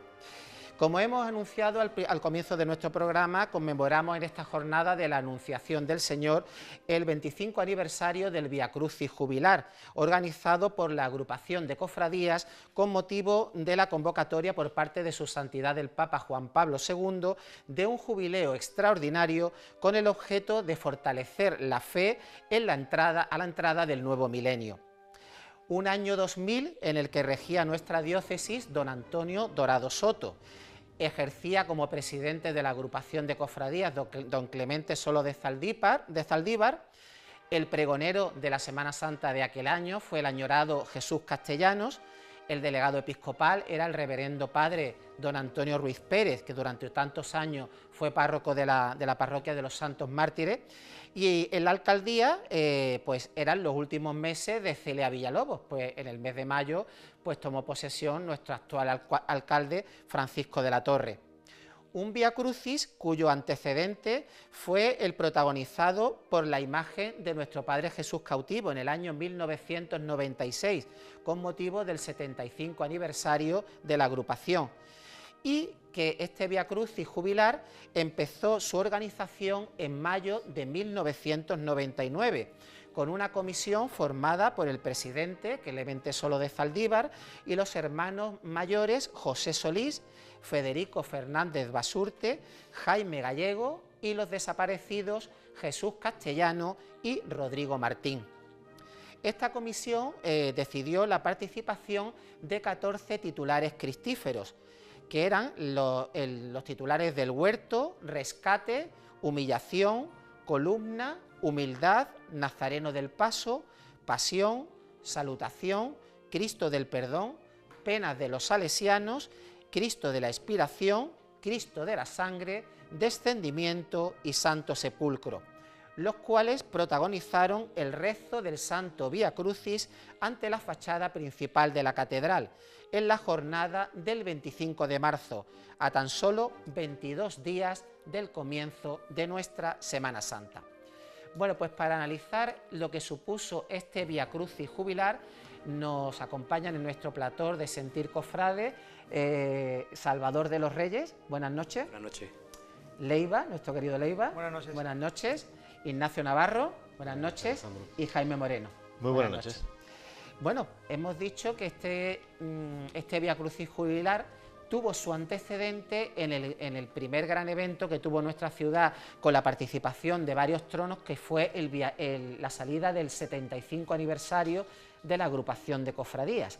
Esto fue lo que propició que en el año 2000 pues, se hiciera ya un evento parecido, pero a mayor rango. ¿Qué pensáis de estos dos eventos, tanto lo del 75 aniversario como el Vía Crucis jubilar? Bueno, el 75 aniversario fue más bien un traslado de esos tronos a la exposición magna que se hizo en la Catedral de Málaga, y se vio, bueno, que estaba bien organizado, pero no a la altura que estuvo este evento tan magnífico, que como antecedente en Andalucía fue el Santo Entierro Magno del año 92 en Sevilla. Entonces Málaga no había estado acostumbrada a realizar un evento, una procesión de estas características, y se vio perfectamente la gran acogida que tuvo entre los malagueños y andaluces y gente de Murcia y de muchos sitios que vinieron, cómo se cumplieron esos horarios, lo maravilloso del altar efímero que se montó en la fachada de la Encarnación de la Catedral, y cómo todo se ajustó a lo que se esperaba. Una magna procesión que nos dejó a todos un recuerdo muy grato. Fue un punto de inflexión. Yo creo que Málaga se puso en el mapa cofrade andaluz, porque podemos decir que hay un antes y un después de aquel evento como procesión con tantos tronos en la calle. Fue un reto, yo creo que fue una sobredosis de autoestima para la agrupación de cofradía, para los cofrades, para la ciudad. Ayer mismo la agrupación se recordaba en una mesa redonda y se llegaron a conclusiones muy interesantes que podemos después ir desgranándolas. Fue porque hay una generación que aquello no lo vivió. Claro. Hay unos adolescentes... Todos los que estamos aquí lo vivimos bien. Algunos adolescentes, y ayer en la mesa redonda había gente que era muy pequeña. Es que estamos hablando de 25 años. Claro. ¿Ignacio? Bueno, lo primero pensar que hace ya 25 años, eso por ahí. Y después, sobre todo, es verdad que en aquel año 2000... lo extraordinario era realmente extraordinario, y que algo se organizara de esta magnitud, con esta categoría organizado, y que salieran 14 cofradías a la calle no era normal. Lo de las magnas todos los meses, eso ha venido después. En el año 2000 no era así. Entonces aquello se vivió como algo realmente extraordinario en la ciudad. Nunca se había organizado algo así. Y bueno, sentó un precedente quizás después a que, bueno, pues esto no sale bien. Pasar por delante de la catedral queda bien, y a partir de ahí se puso en valor un poco todo eso. ¿Jaime? Pues yo estoy con Leiva y destacaría que sí fue un punto de inflexión absoluto para la Semana Santa de Málaga y para la valoración de nuestras cofradías. Tal vez el 75 aniversario fue como la prueba, la piedra de toque, a ver si estábamos preparados para llevar a cabo un evento de esta dimensión. Y es que no hay que olvidarse que la Iglesia, después de los comportamientos más o menos ligeros o licenciosos de los 80, de los 70, incluso parte de los 90, pues no había tenido en gran estima a las cofradías en la calle. Yo creo que ese fue el perdón o el indulto que la Iglesia le otorgó a las hermandades, y las hermandades cumplieron, pero vamos, de una manera exquisita, la solemnidad del acto, el cumplimiento de los horarios. El no desbarrar en cuanto a salirte de iconografía, salirte de exornos, cambiar la personalidad. Yo creo que se dieron una serie de conjunciones vamos, que llenaron el acto de una categoría sublime y muy difícil de igualar. Y sobre todo, y esto es un detalle que luego si queréis podemos pasar a comentar, qué alegría da ver esos vídeos sin flashes, sin palos selfies, sin fotos. Sin móviles. Sin móviles, la gente muy bien vestida, la gente con un comportamiento muy serio, muy solemne. Aquello ya te digo que creo que fue un punto de inflexión en el que a lo mejor no hemos ido a más pudiendo tener esa materia prima. ¿No creéis que este magno Vía Crucis jubilar sirvió para ya consagrar a la catedral como el epicentro, ¿no?, de la religiosidad popular? El 75 aniversario fue una piedra de toque, ¿no?, pero allá a raíz de la celebración de este Vía Crucis jubilar, pues la catedral empezó a coger mayor protagonismo. De hecho, las magnas que se hicieron posteriormente, como fue la del Mater Dei en 2013 o la de la magna de las Vírgenes Coronadas en 2018, también tuvieron al primer templo de la diócesis como epicentro, ¿no? Hombre, es que creo que el principal monumento de la ciudad es la catedral y el principal imán para los cristianos y cofrades es la catedral también, ¿no? Y yo creo que fue la misma catedral la que un poco se alejó de los cofrades. Y a raíz de estos eventos, pues creo que de nuevo se convirtió en el centro como siempre ha tenido que ser, ¿no? Y actualmente ya con el hecho de que las cofradías con grandes tronos no puedan entrar en la catedral, pero si pasen por la plaza del obispo y se haga allí un acto en la fachada de la Encarnación, pues ha sido, yo qué sé, como el punto no culminante, pero sí importante de todo este proceso. Pero en ese sentido también ha cambiado mucho, que la catedral en el año 2000, es lo que tú dices, Salva, que la catedral en el año 2000 tenía que recuperar al malagueño y demás, ¿no? No había turismo. Entonces, hoy en día la catedral, pues bueno, al fin y al cabo sigue siendo... Había un turismo menos... Un turismo muy pequeñito. Muy pequeño. Muy pequeñito. Porque incluso ese día estuvo abierta la catedral para Claro, los turistas, claro. el día No es 25 igual. de marzo de... Hoy en día es En impensable. el 2000 apenas había hoteles Sí. en la ciudad de Málaga. No sé si veremos ahora imágenes. Era otra Málaga, es que era Era otra Málaga, otra Málaga muy completamente distinta. Bueno, se vio cuando lo del Verbo Encarnado, ¿no? Que también, de nuevo, la catedral fue el epicentro de todo esto, pero es verdad que lo que era la afluencia turística teníamos que tener todos los altares organizados para cuando empezaba la visita turística, Claro, porque sí, ya eso ha cambiado. Ya las la arcas de la catedral es cierto que necesitan ese dinero para su mantenimiento y actualmente para la obra, imaginaos, ¿no? Pero sí se corrió todo para que estuviera listo para la apertura turística De todas maneras, del primer templo. Tú has dicho que la catedral no nos había abandonado los cofrades, a lo mejor fuimos los cofrades los que al final del 18, principio del 19, decidimos dejar de entrar a la catedral cuando lo habíamos hecho siempre. Y empezamos a tener otra postura en cuanto al procesionismo que no se correspondía pues con aquellos siglos XVI y XVII donde las hermandades sí entraban en la catedral. De hecho, era el coro del Cabildo Catedralicio la tribuna principal donde se veían las procesiones, que la tenía como digamos, como privilegio, pues la iglesia. La catedral ha sido usada como contenido, en muchos casos, como pretexto y como decorado. Depende cómo la queramos. A todos nos vale, de alguna manera, usarla de una forma u otra. Yo creo que cuando cobra sentido realmente es cuando se usa como contenido. Es decir, un cortejo que sale de un templo y va al templo principal de la ciudad a hacer estación de penitencia y vuelve por el camino más corto a su templo. Fue un evento aquel, el del 2000, aparte que no hubo ni un recorrido oficial, no hubo un entramado de sillas, sino que en la Plaza del Obispo. Solo el acto. Y otro dato muy interesante que se recordaba ayer en la agrupación es que no hubo tinglados. Yo creo No. que aquel fue, digamos, ya la erradicación. Ya en el 75 aniversario total. tampoco Leiva, hubo yo tinglado. creo que se prohibieron, de hecho. Se prohibieron. directamente, Se prohibieron, sí. Se y prohibieron. hubo hermandades como Salesiano, que Que se salió fue de la Paloma. donde Sí. presentó incluso su trono. Sí, ¿no? sí, fue el estreno. Daros cuenta que es El Huerto reivindicar hizo la primera catedral, prueba de Santo Incluso- Santo Del otro Domingo. lado del río. Incluso Los Mártires, que estaba cerrado por obra, Sí. lleno de andamios, se ven las imágenes de gitanos, con una salida histórica del... De Gitano y bueno, Pasión. No, que se- Pasión salió de San Julián, me parece. No, No, los de- dos, salió los de dos su salieron, se los dos salieron de trasladó, los mártires. O sea que Es verdad que estaba... se le dio valor tanto a la catedral como a las iglesias y a las casas de hermandad, porque recuerdo que sepulcro y descendimiento salieron De la catedral, de la catedral. Este evento del Vía Crucis jubilar, ¿por qué sin embargo no tuvo repercusión a nivel andaluz? Y porque no hubo ninguna ciudad que organizara un acto similar, Sí, siendo una un gran fecha. jubileo. Jerez lo organizó. Pero fue el Sábado Santo. Fue el Sábado Santo, Sábado un santo Santo. en Tierra Magno, pero Sí. con todas las cofradías que sí. estaban, incluso con la Hermandad de la Clemencia, que todavía no estaba en Sí, la fue la Unión de primera vez Hermandades, que pasó. y Pero fue la digo, primera que pasó pero por me Calle refiero Larga, sí. fuera del tiempo de la Semana Santa. No se organizó... No, todavía no estaba eso como de moda, es verdad. Sí. Es que es curioso, porque lo de Sevilla del 92 también fue en Sábado Santo, Sí, el sí. Santo Entierro Magno. No se veía eso como algo... El turismo cofrade masivo quizá ha venido un poco después, ¿no? Sí. Sí, Un poco después, en el año 2000, y aparte era una tercera semana de Cuaresma, si no recuerdo mal. sí, fue como... Los cofrades están ocupados. La Cuaresma no es buena época para la extraordinaria. Fue algo casi- Demasiado bien salió, ¿eh? Sí, Demasiado. salió, Fue algo salió fantástico. Porque se llenaron los tronos 2 veces Sí.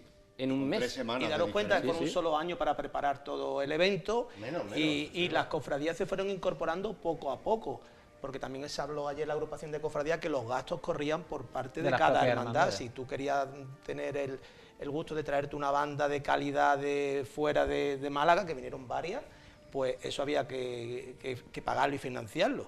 Y a mí también me llama la atención, Alejandro, que hubo 3 iconos devocionales tremendos que no participaron, que fueron Jesús cautivo, el Chiquitón y el Cristo de Mena. Y se ven las imágenes porque había muchos frentes, estaba el frente del río, hay las imágenes históricas de humillación, estaba el frente de la Victoria, estaba la zona del centro, pero se ven imágenes de PTV en que en la Plaza de la Constitución se ve poca gente. Es En decir, todo eso también influye que realmente el Vía Crucis por el que se opta es el predicado por Juan Pablo II, por San Juan Pablo II. Entonces, por ejemplo, algunas estaciones se anulan. No sale ningún caído. Sí, lo hemos hablado antes. Entonces, claro, la agrupación si se adscribe a este Vía Crucis promulgado o rezado por Juan Pablo II, por San Juan Pablo, pues al final tiene que ajustarse perfectamente a los misterios que tenemos. Y la verdad es que encajaron muy bien, porque desde el Excemater con las penas de Salesiano, pasando por la humildad, el huerto que abría la pasión de Cristo, la muerte en la cruz de la aspiración, es decir, yo creo que todo estuvo muy bien ajustado a los propios pasajes que dictó nuestro pontífice. También es cierto que tampoco se buscaba eso. Es decir, se buscaba y eso Castellano lo consiguió, una procesión conjunta. Que no se destacara. Donde la importancia era el acto en sí Sí. y que no destacara cada una. No es una extraordinaria de extraordinaria, uso. como estamos viendo últimamente. Las últimas extraordinarias, pues no sé, bueno, puede ser el Mater Dei, o puede ser la de la agrupación, o puede ser sobre todo la que se hizo en honor a la patrona Santa María de la Victoria, era ver quién podía más. Una extraordinaria de extraordinaria. Aquí no, aquí nadie destacó. Entonces no se buscaba, claro, era un conjunto. Pero No es se verdad, buscaba Ignacio, sacar al cautivo, ni a Mena, ni Sí, eso, sino pero es se verdad, buscaba Ignacio, sacar el conjunto. que el acto estaba revestido de muchísima solemnidad y alejado de cualquier motivo de festejo. Es decir, aquí se venía a Un conmemorar acto religioso. un acto religioso puro y duro, no Sí, sí, sí. muchísimo más que un acto procesionista. Se me acaba de pasar por la cabeza, yo quería preguntarle a Salvador, ¿de ahí vino la vocación de vuestro Cristo? No. ¿No vino de ahí? Porque está muy, muy íntimamente relacionado, porque era el... No, la vocación vino del párroco, porque nuestro Cristo se iba a llamar Nuestro Padre es un Nazareno de la Verdad. Porque Y don el Santiago jubileo, tú Correa sabes fue que el era... que nos habló del Redentor, de la vocación, dio 2 vocaciones, Salvador de los hombres, obviamente no, y Redentor del mundo, que sí nos encantó. Sí, Salvador de los hombres era un poquito ya... Pues era el último apellido que llevaba el jubileo, vamos, Sí, el totalmente. Redentor del mundo.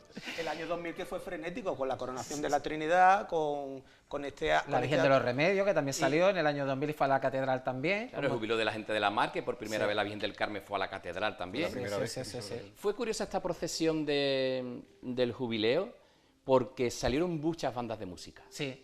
Y, Cosa que ahora no. Es decir, ahora es difícil ya ver a un Cristo con bandas de música. Y en esa procesión salieron muchísimas bandas de música. Marrilla. no que- estaba todavía la moda de las No cornetas y estaba tambores.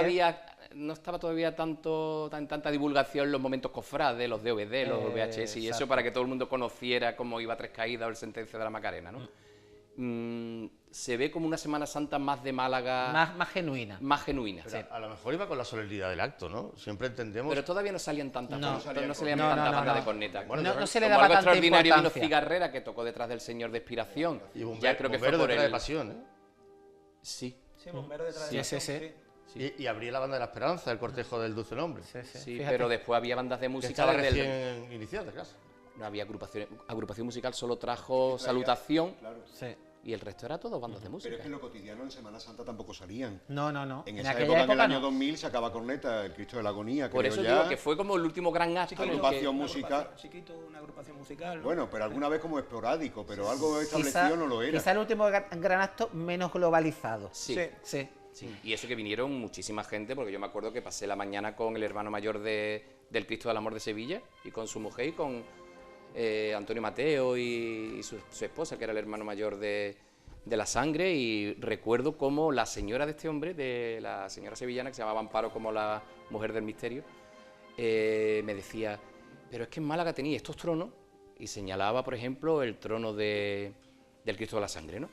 Decía, ¿por qué acudís después a los bombos? Como el Cristo del Amor o el Gran Poder, ¿no? Y entonces eso a mí Te impactó. me impactó mucho, ¿no? Cómo ellos le daban importancia al trono malagueño, a los volúmenes, porque muchas veces tenemos como la cosa de que Sevilla es que se valora, Málaga no se valora tanto, se tira más para Cádiz, para Jerez, para las ciudades que han seguido esa estética más sevillana, ¿no? Era todo lo contrario. José Manuel ha contado antes de que uno de lo que se estableció era que no salieran de tinglao, pero también los organizadores quisieron darle un giro estético a los tronos participantes, que tuvieran alguna particularidad que lo hiciera distinto a la salida Eso es muy de Semana Miguel Ángel Santa. Blanco Sí. y de Jesús Castellano. Bien las Sí. imágenes, bien las Hombre, imágenes, por los ejemplo, la bordados. Virgen de Consolación y Lágrima acompañó al Cristo de la Sangre, los valores de pasión salieron esquinados, La el Cristo clámide de la de humildad con Con la clámide. clámide. ¿Qué destacáis de esas El particularidades Nazareno estéticas? del Paso con la De túnica morado, lisa túnica y la francesa. cruz sin orfebrería. Hombre, Las- Fue la primera vez Málaga- que se vio después de muchísimos años, es decir, que la generación nuestra la vio por primera vez y recordó mucho al Señor cuando la bendición, cuando la presentación, las típicas fotos que se ve todavía Mariano Benjuri muy mayor viendo al Señor, ¿no? Y de hecho actualmente es un año con túnica bordada y un año con la Sí, va túnica alternando. lisa. Los tronos de 6 varales, como estamos viendo El rescate. ahí ahora mismo. Y es curioso que en estos 25 años los únicos cambios que ha habido en imaginería sería el Cirineo de Pasión, Sí, que porque cambió, familiar de Castillo y Las el Cruces. grupo, El grupo de la cultórico humildad. Y es lo que se hablaba ayer en la agrupación de cofradías, que ha cambiado la ciudad, hemos cambiado a las personas, algunas ya no están con nosotros, la ciudad es irreconocible, pero lo que quedan son las devociones, las tremendas devociones que tenemos en la ciudad de Málaga. Pensemos que había cofradías que eran recientes, eran nuevas, como la Salutación, que también había tenido un triste acontecimiento, el fallecimiento De Ángeles Blanca. de Ángeles Sí, Blanca. que llevó el Sí, bastón, el bastón con el cruzado lazo en el negro. frontal Es del decir, había trono. mezcla de cofradías consolidadas o el estreno de Salesiano, el trono. Y bueno, Gran estreno de Dolores del del- Puente. exactamente. Que después otra vez volvió a salir la Virgen en Dolores Semana del Santa. Puente sacó en aquel momento el misterio con la Virgen de la Encarnación, o sea, tal cual lo conocemos, y con los ladrones de Suso de Marco, después lo volvió a guardar 4 Hasta durante 2005. 5 años. Hasta 2005. años. Hasta 2005. Hasta después Pero de la fue un gran coronación. estreno, aquello fue un gran estreno, la primera vez que en Málaga se veía. Eso fue algo un histórico, misterio, que un salga un trono, trono un grupo y que, no cultórico. y que lo tengas y no Claro, vuelva a salir. saca el trono y después lo guarda otra vez. Que después mucha gente decía, bueno, ¿por qué no sigue saliendo con la Virgen de los Dolores? Pero claro, también la idiosincrasia de la hermandad del puente era que saliera la Virgen ya en su palio Claro, y en aquel momento se estaba que bordando el manto de la solo Virgen se y era- sacaban a los dos titulares en el varón.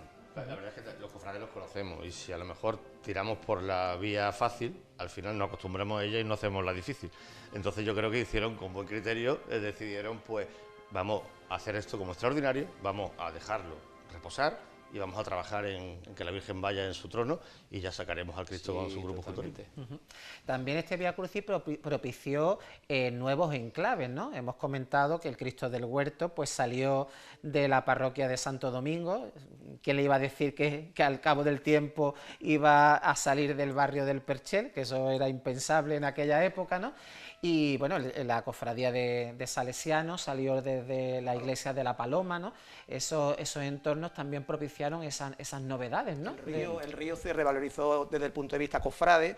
Se ve un Santo Domingo que está como en ruinas. Es Está decir, destrozado. destrozado y se Que fue la está época que construyendo lo acababan de echar abajo. el conservatorio, se está Claro. construyendo y se ven algunos planos, la zona de la Mundial, eso está irreconocible en la ciudad. Claro, Qué eso pena, no queda ¿eh? nada. Había hermandades que hacía a lo mejor 25 o 30 años que no pasaban por la catedral, por Borilar y por esa parte de ahí, ¿no? El sepulcro es una de ellas, por ejemplo. Aquello fue, bueno, sí. De hecho, los cofrades yo creo que nos sentíamos un poco, como no estábamos duchos en estas lides, nos sentíamos un poco dubitativos. ¿Y ahora dónde vamos? ¿Y ahora qué hacemos? Porque no teníamos a lo mejor la experiencia de la organización que te hacen ya hasta los medios, ¿no? Pues, ¿dónde ver esto? ¿Dónde ver esto? con sus registros de horas. Estábamos un poco perdidos porque casi todos estábamos en la salida del huerto, que fue la que abrió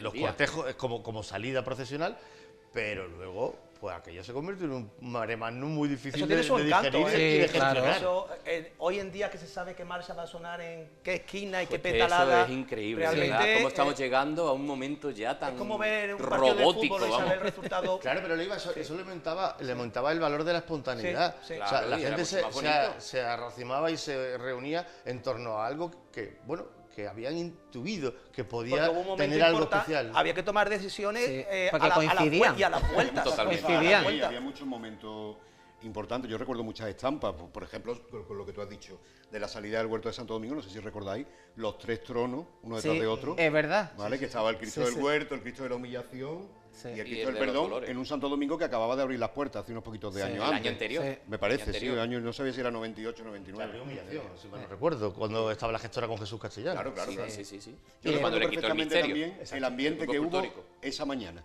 Sí. El hecho de que en aquel entonces había todavía muchas cofradías que salían de tinglao. Y el hecho de que se prohibiera la salida de tinglao y que todos fueran de iglesia y de casa hermandad, propicio que aquella mañana fuera de visitas. Claro. Algo que en la ciudad de Málaga, 25 años después, pues todavía no ha cuajado del todo, ¿no?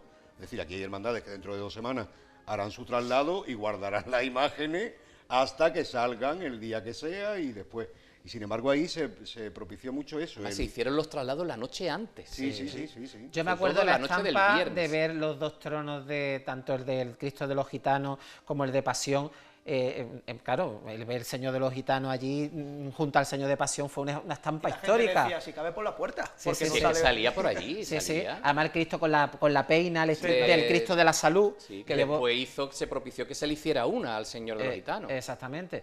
Y después también me acuerdo cuando pasó el Señor de la Pasión por calle San Agustín, de vuelta, que tiró por calle San Agustín. Salutación creo que también Y pasó. salutación. Salutación también, sí. Sí, sí, la pero- plaza de la Marina también. Que dio ya le había mucho abierto las juego, penas en zona la de Alameda. procesión de vuelta en el 96. Sí, cuando lo el de la Plaza de la 75. Marina es curioso, porque es que la mayoría de las hermandades hubieran optado por calle estrecha, pero estaba de obra. Estaba de obra. Y entonces se vieron obligadas a tirar por la Plaza de la Marina, que es bastante inhóspita para los cofrades, pero bueno, si es lo que hay, pues Y el no hay hecho otra de no cosa. usar callelarios Sí, como ¿verdad? algo oficial. Se utilizó como regreso de Sí, la pero no mayoría. como algo pero oficial. tránsito, Lo no recorrido. oficial fue Molinalario, que no Claro. tuvo silla, como hemos dicho antes. Muchos cofrades lo que hicimos fue o acompañar al acto o acompañar de regreso al acto. El acto después se vio televisado en las televisiones locales de entonces. Que también fueron las primeras retransmisiones con máxima calidad. ¿eh? Sí. Y además lo podemos ver todavía en Por YouTube. cierto, fue esta casa, si mal no recuerdo. Sí, la- sí, la pues, que- PTV, sí, por cierto. Una cosa que también llamó mucho la atención ha sido la participación de bandas de fuera, ¿no? Que vinieron, como fue la banda de la Cigarrera acompañando. Vino con la inspiración, sí. Vino Pero con tuvo la un, inspiración. fue un poquito. Fue el regreso. Fue el regreso, Fue al pero no regreso. todo el rato. Si no Fue- recuerdo mal, fue desde la Para Plaza del ellos Obispo. fue un escaparate también a nivel Sí. andaluz. Y fue algo curioso por ver al Cristo de la Aspiración con corneta y tambores, que nunca más se ha visto, ¿vale?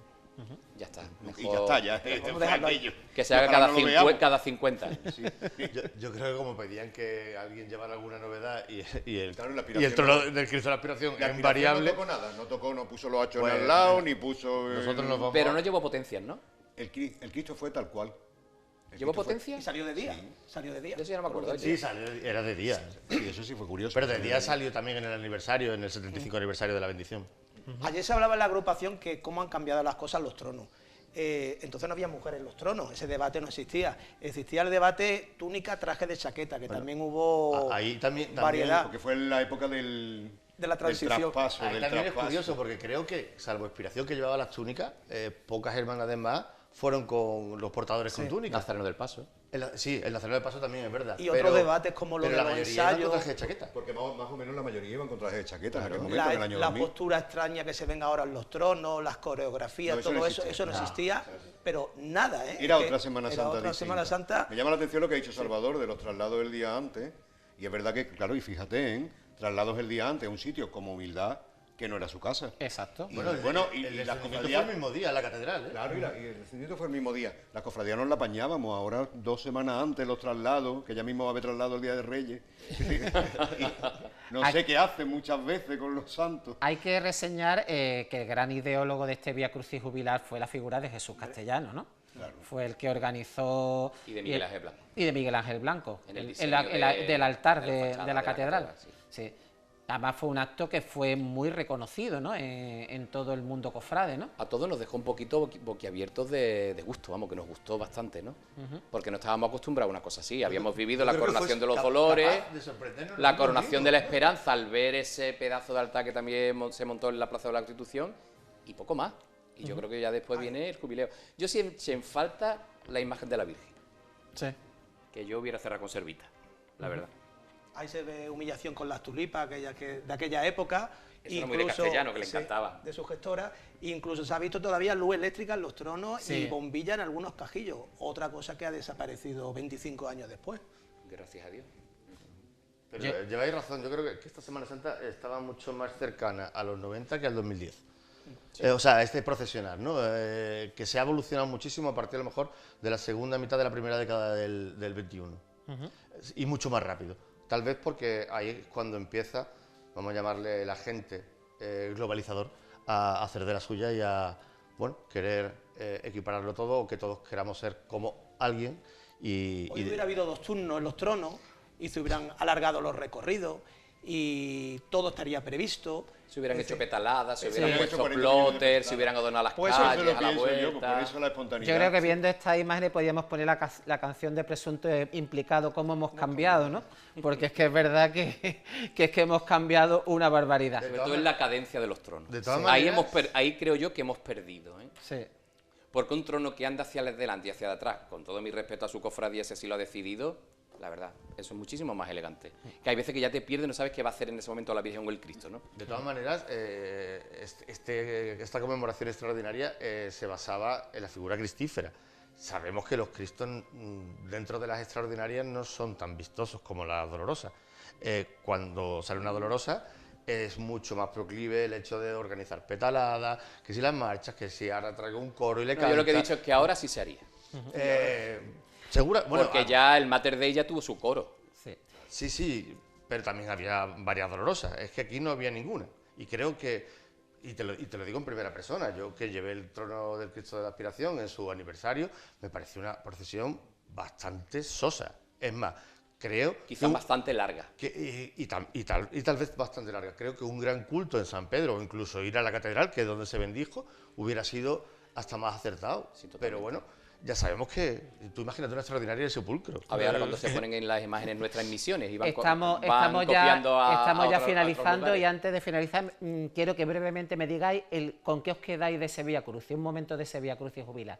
Salvador, Uy, madre mía, qué un difícil, ¿eh? momento de ese Vía Crucis. Pues yo creo que con el Cristo de los Gitanos. Pero voy a decir una cosa para que no se me quede. Estamos en un año jubilar. ¿Y este año qué va a pasar? En Exactamente. Roma y Roma, ya está. Sí, Año Roma. Solo Roma. sí. Solo Roma parece un libro de bestseller, ¿verdad? Ayer se dijo en la agrupación que el 2000 fue lo que fue también por el cambio de siglo, por el número tan redondo. O por el cambio de milenio. Por el cambio de A ver si milenio, de tenemos que esperar siglo. milenios ¿Con para qué ver momento otro. te quedas? Yo de me ese- quedo con pasión, yo no saqué pasión para no perdérmelo. Mi padre iba en pasión, entrando a la catedral y Salesiano se tuvo que parar, hubo como una especie de descoordinación muy auténtica. ¿Y tú, Ignacio? Yo con la grandeza y la solemnidad del acto de la catedral, vi unas pocas de pasar por allí y demás, porque yo en aquel momento no salí con el Cristo de la Aspiración, sino que después lo fui acompañando y creo que fue grandioso. ¿Y Jaime? Pues con la selección de las imágenes que iban a protagonizar el Vía Crucis, por supuesto, y lo sorprendente para mí por el cambio de actitud que yo percibí, que yo recuerdo del comportamiento del público. Yo creo que con la edad que tenemos ahora ya hubiéramos visto más el acto de la catedral. Sí. Que ponernos a mirar y a cuadrar todos los horarios Y en para la ver todos sillita los sentado, ¿verdad? tronos. No, sí, pero sobre todo por ver lo que ha dicho hoy Ignacio, ¿no? Bueno, pues tras rememorar este magno Vía Crucis jubilar, ponemos fin a nuestro programa de hoy. Le emplazamos a nuestra próxima cita con Sentir Cofrade, que será el próximo jueves, ya en las vísperas de un fin de semana cuaresmal que será pródigo en procesiones por distintas zonas de la ciudad. Hasta entonces, sean felices y muy buenas noches.